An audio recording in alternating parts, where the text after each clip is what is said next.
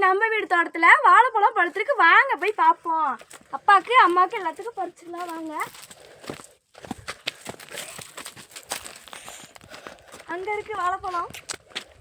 வாழைத்தாறு பெருசா இருக்கு.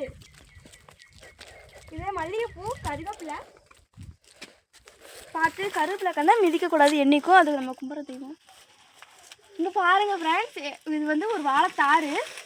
இங்கே பாருங்க, இது நான் வச்ச மாலை மரம். நான் வச்சது அப்பா தண்ணி ஊற்றி பார்த்துக்கிட்டாங்க நான் ஸ்கூல் போகிற டைமில். இது வந்து வாழைப்பழம் ஒன்று பழுத்துருக்கு. ஒரு பிச்சு சாப்பிட்டு பார்ப்போம்.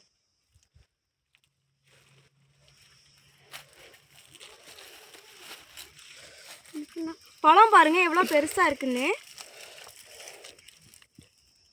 பாப்பாவுக்கு ஃபஸ்ட்டு பழம், பாப்பாவுக்கு முதல் பழம். எப்படி இருக்கு? நம்மளும் சாப்பிட்லாம்.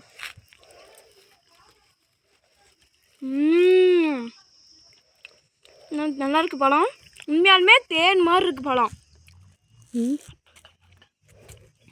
பாப்பாவுக்கு இன்னொரு வாய் கொடுத்துக்கலாம். பாப்பாவுக்கு நம்மளும் பாருங்க பழம் எவ்வளோ பெருசாக இருக்குன்னு.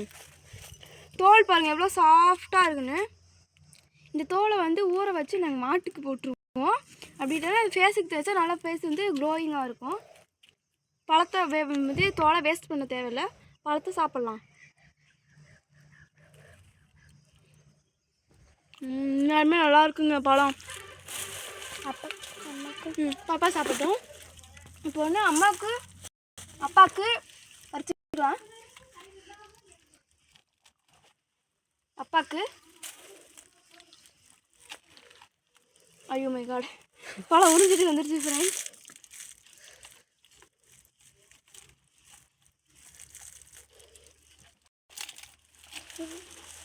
அம்மாவுக்கு